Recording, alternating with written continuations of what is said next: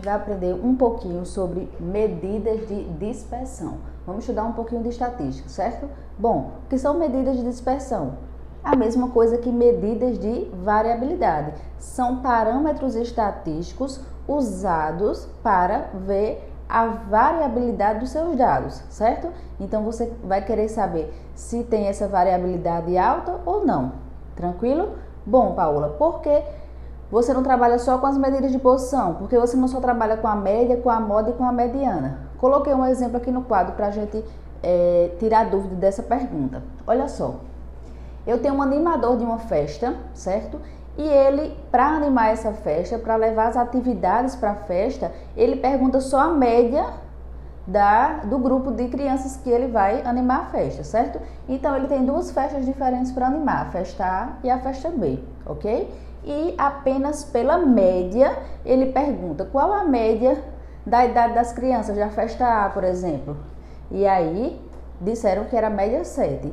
A outra festa que ele ia animar, festa B, a média também deu 7. E ele vai levar as mesmas atividades para animar as duas festas. E aí, será que isso pode acontecer? Será que isso sempre vai ser viável? Olha só, de cara a gente já consegue perceber que na festa A, eu tenho uma criança com 1 ano de idade e tenho uma criança com 13 anos de idade, certo?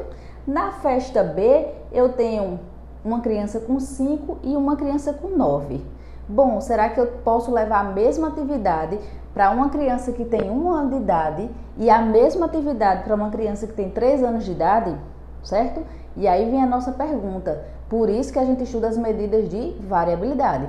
Porque às vezes a média, as nossas medidas de posição, elas não vão responder à nossa expectativa, certo? Então, nesse caso aqui, eu mesmo tendo a mesma média, eu não vou ter uma variabilidade boa entre os grupos, certo? De cara a gente já consegue ver que a variabilidade dos dois grupos aqui, entre os dois grupos, eu tenho uma variabilidade muito alta no primeiro, certo? No segundo eu já tenho umas idades mais parecidas, mais próximas, eu tenho idades mais homogêneas. No primeiro caso eu tenho idades mais dispersas, que a gente chama de amostra heterogênea, ok? Por isso que a gente estuda as medidas de variabilidade. Vamos lá? Olha só, o primeiro parâmetro que eu estudo é a amplitude. Quem é a amplitude? A amplitude é o valor máximo menos o valor mínimo. Vamos calcular a amplitude da festa A, 13, que é o meu máximo. Lembrando que minha amostra tem que estar em ordem crescente, ok? Não faz sentido eu pegar o maior e o menor com os dados soltos. Eu tenho que organizar em ordem crescente. Então, eu tenho 13 menos 1, que é 12. Na amplitude da festa B, eu tenho 9, que é o máximo, menos o mínimo, que é 5, que deu 4. E aí eu já vejo uma amplitude muito grande na primeira e uma amplitude menor na segunda. Paula, mas a amplitude ela é usada? Não. Por quê? Ela não é muito usada. Por quê? Porque eu só vou usar valores extremos. O que está no final, o que está no começo, certo? Então eu não vou levar em consideração os meus valores que estão no meio. Então por isso a gente não estuda muito a amplitude, ok? Vamos para a variância. Como é que eu calculo a variância? A variância ela é calculada. Vamos para a variância do grupo A. A variância no grupo A eu vou pegar cada observação menos a média, elevar ao quadrado e ir somando cada uma observação. Então eu tenho o xi, qual é o xi do primeiro? 1, menos a sua média. Quem é a sua média? 7. Paula, você não me mostrou como calcula a média. A gente tem uma aula aqui no YouTube falando tudo isso, certo? Média, moda e mediana para dados não agrupados, ok? Bom, a média, só relembrando aqui, eu vou somar todo mundo e dividir pela quantidade de observações. Nesse caso aqui, para todos os dois, eu tenho 6 observações. Então, o tamanho da minha amostra é 6, ok? Para os dois grupos. Ok? Que é esse N do denominador. Então, vai ser, 1, que é o xi, que é a observação da primeira festa, menos a média elevada ao quadrado, mais E aí, ó, eu vou fazendo para cada um 2 menos 7 ao quadrado, 2 menos 7 ao quadrado, até o último número. 13 menos 7 ao quadrado. Tudo isso dividido por n. Quem é n? 6. Ok? Vou fazer para todos eles. Então, quando vocês estiverem aí fazendo as contas em casa, certo? Ter cuidado, pega uma calculadora científica. Estatística, é importante a gente ter a calculadora científica na mão, ok? Então, você vai fazendo essas somas e no final você vai encontrar na calculadora 28,6666. Então, você pode aproximar esse valor para 28,7, ok? Confirma em casa, refaz as contas, ok? Vamos agora fazer a variância do B. A variância do B, ó, mesma coisa. Cada observação menos a sua média elevado ao quadrado. Eu vou pegar cada valor, todos os valores, eu vou somar até o último, que é 9 menos 7 ao quadrado. Isso tudo dividido pelo tamanho da amostra. Quem é o tamanho da amostra? 6. Faz todos eles, ok? Bom, então feitas as contas da variância do grupo B, da festa B, quando eu fiz as contas eu fiz 1,7 de variância. Olha só, eu estou dizendo o que com esses dados? Que a variabilidade do grupo E é muito maior do que o grupo B. Eu tenho uma variabilidade de 28,7 e tenho uma variabilidade de 1,7, ou seja, o meu grupo A ele é muito mais heterogêneo, ele é muito mais misturado às idades do que o grupo B. Ok? Então, agora a gente já consegue observar para esses casos. Paula, você está fazendo uma questão para dados pequenos, com certeza. Porque na prática a gente vai ter o quê? Dados maiores e eu não vou só no olho minha amostra e já sei se a variabilidade é alta ou não. Eu preciso saber as contas e essas fórmulas, esses parâmetros que a gente está usando aqui, servem para amostras maiores, ok? Então, na prática, a gente não vai usar coisas pequenas, mas vocês precisam entender as amostras pequenas para aplicá-las em amostras maiores, ok?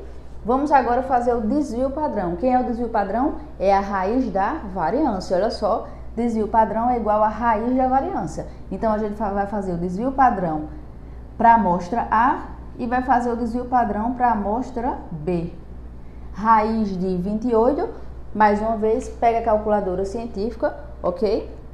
E faz, ó, raiz de 28,7 me deu 5,36 aproximadamente, ok? Quando eu faço agora a raiz de 1,7, eu vou ter 1,3.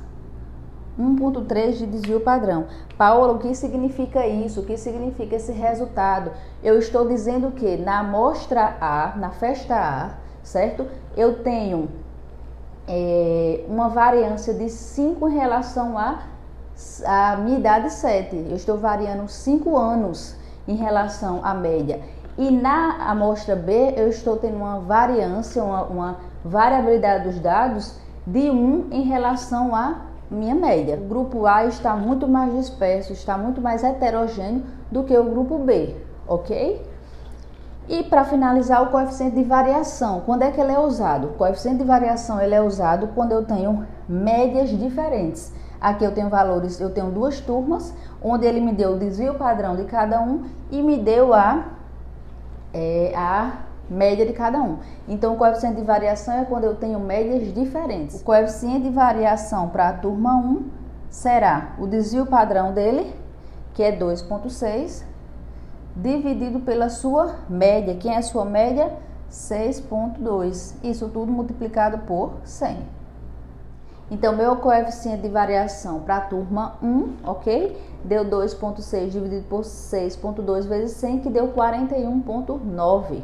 Agora, vamos fazer o coeficiente de variação para a turma 2. Vai ser, ó, o seu desvio padrão, que é 3, dividido pela sua média. Quem é a sua média? 8,5 vezes 100. Ok? Mais uma vez, vamos pegar a nossa calculadora, fazer nossas continhas, certo? Então, vai dar, ó, 3 vezes 100, dividido por 8,5. Deu 35,3. Olha só, mesmo seu desvio padrão sendo maior na turma 2, o que aconteceu com o coeficiente de variação?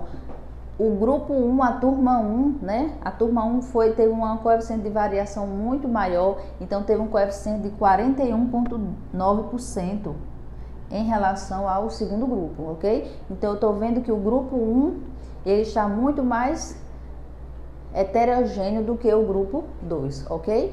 Então, por hoje é só, a gente fica por aqui. Espero que eu tenha ajudado vocês a calcular um pouco das nossas medidas de dispersão, nossas medidas de variabilidade, ok? Não esquece, se tiver um pouco de dúvida nas medidas de posição, a gente tem um vídeo aqui, ok? Se quiserem, tire dúvidas, vocês podem me encontrar no Instagram, podem tirar dúvida que vocês quiserem e vocês também podem deixar comentários aqui, caso encontre alguma dúvida, ok? Então por hoje é só, a gente fica por aqui. Não esqueçam de deixar o like, se inscrever no canal e deixar o sino ativado para chegar notificação de vídeos novos na sua casa, ok? Por hoje é só, um grande abraço, até a nossa próxima aula.